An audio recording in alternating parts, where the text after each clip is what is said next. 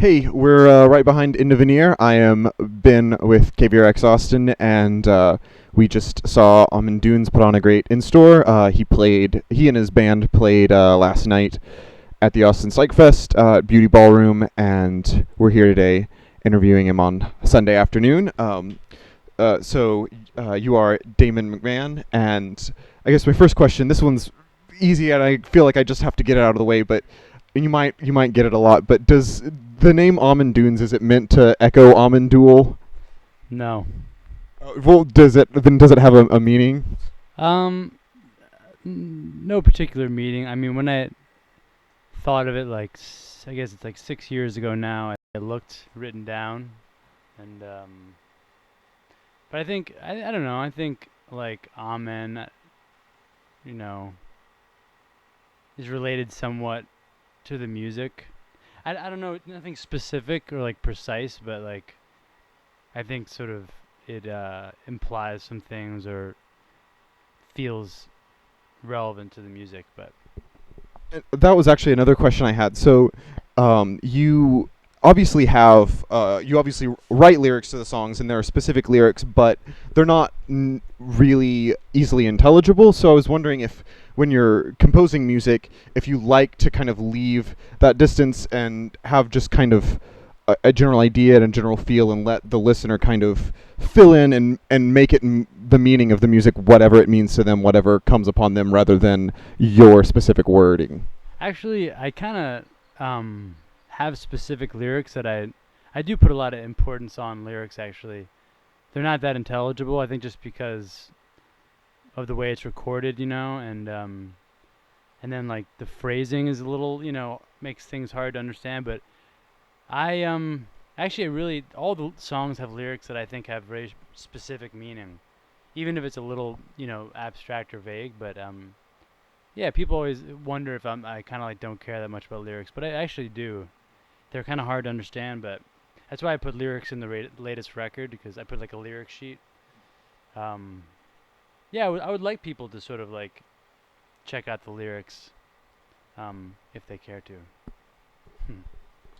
And so the first record you done under this name came out, years after you recorded it, and maybe wasn't even meant to be released initially. But since then, you've kind of got a touring band, and well, as I understand, I think you still record solo. You bring these people on the road, and so when you're writing, do you ever restrict yourself because you have this like, well, the earlier stuff, it was just you, and then even now you have with a three-person band, you still have a minimal setup. So when you're recording it by yourself, do you kind of have to consciously restrict, like, how much you put into the song, how many instruments, with the knowledge of you're going to have to adapt it live, or do you not care and just think of the studio product versus the live setting as completely separate, and those songs can be interpreted in two different settings? Yeah, I think of them as like very different versions of the music because the recordings are always I don't know, they're sort of more abstract. Like the songs are presented a little more abstractly. Off, not in the latest record as much, but um, that has been the case. And yeah, I can never really replicate the recordings live because there was so much improvisation and so much like happenstance in the sounds and stuff. So I try and treat the live thing as like a separate entity and like a minimal version of the records. And so, given that you do, put a lot of input into your lyrics, and the titles are interesting too. And what I thought was what intrigued me is, the bonus track on through Donkey Jaw called "Tomorrow Never Knows," which is a Beatles song, but obviously not a cover. It's a long improv piece, and it's your earlier music had it seemed like more improvisation and there were more explicit songs on through Donkey Jaw. So when you is there a specific meaning to naming it after a very famous Beatles song, and one of their first kind of ventures into experimental and Eastern music, like taking that name of a kind of this watershed moment in rock history? Yeah, yeah. I don't know. I was kind of doing that as like a joke. I thought it'd be kind of the furthest thing from that Beatles song. So yeah, I thought it was. I was kind of I was like sort of taking the piss out of it or something. I don't know. I always like there's this Replacements record called Let It Be, and I always really loved it. Just sort of like ridiculous to name your record or a song after a Beatles song, so I did that. But I think it wasn't that conscious. Yeah, it's pretty funny that you mentioned that. I mean, there's I don't know. So you were originally from Philly, or yeah? So there was a Philly band called Clock Cleaner who put out a record called Nevermind a couple of years ago, and it's kind of the same thing to name a record Nevermind. You know, 15 years after the real Nevermind. But uh, so before these most recent recordings, you were living in China for a while, and then you also lived kind of in upstate New York, and obviously a much less populated area than Brooklyn. So does living in this enormous metropolitan area like Beijing, and then now Brooklyn versus kind of more rural New York, do you kind of get into different songwriting modes there, or do you work independently of your environment at all? I mean, I try to, man. I mean, but it's hard to write songs in New York. Like living upstate, I could just do whatever I want. It was so kind of unconfined and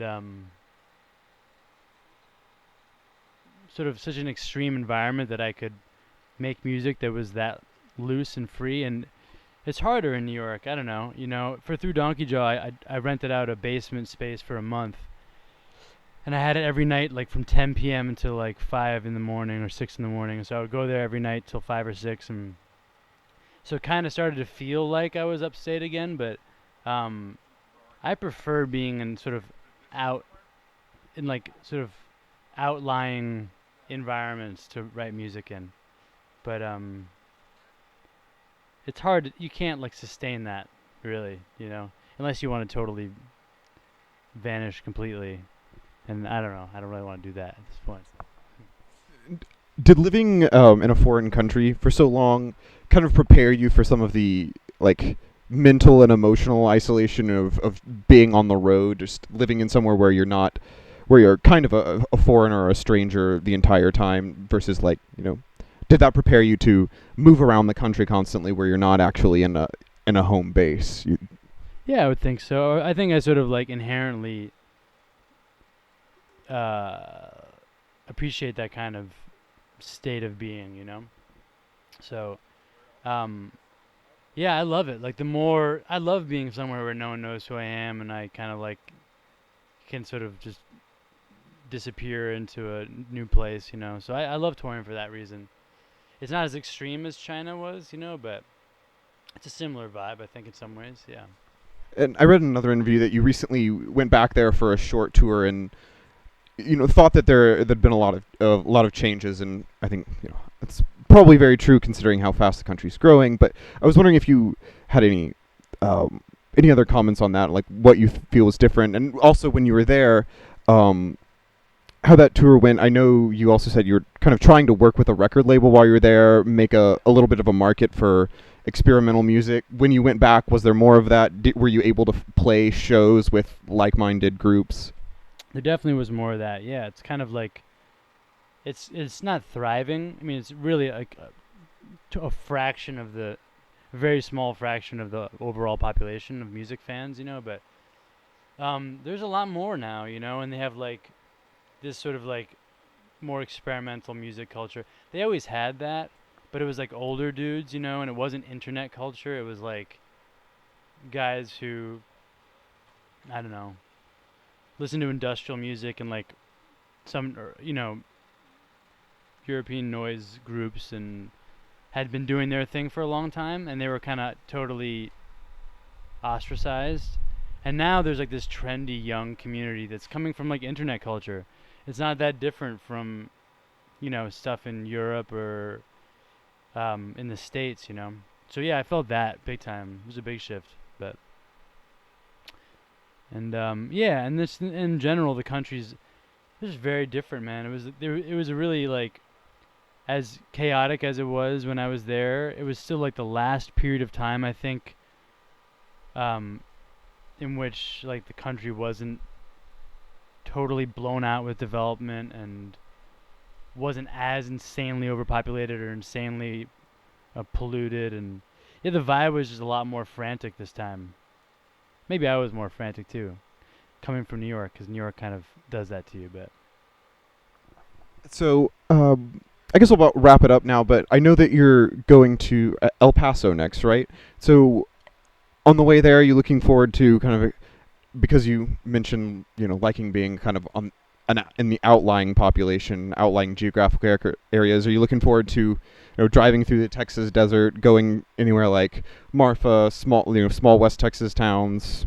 definitely, man. Yeah, I'm psyched to go to the Southwest. Um, it's tough though when you're on tour, because it's like, if you have a 6 or 7 hour drive, you have to like just kind of get up and go, which is one of the bummers about touring. But I'm definitely excited, and I'm a big fan of California, so I'm psyched to be out there. Well, I think that about wraps it up. I'm Ben, and I'm here with Damon McMahon from Almond Dunes at Indoveneer, and thank you very much. We'll be reporting from the rest of PsychFest later tonight.